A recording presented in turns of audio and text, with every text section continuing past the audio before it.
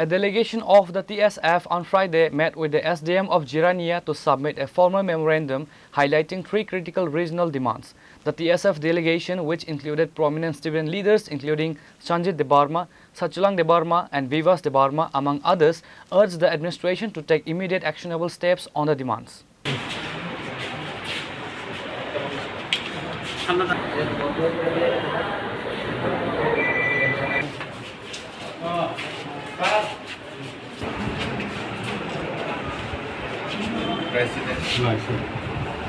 The student body emphasized that the addressed issues are directly linked to public safety, environmental health, and crucial transport infrastructure in the subdivision.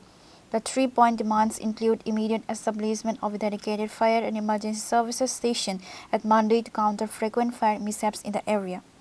Strict prohibition and enforcement against the illegal dumping of urban waste and garbage near the strategic Jirania bridge, and rapid repair and restoration of the vital road network connecting Jirania directly with the TTADC headquarters in Khorang.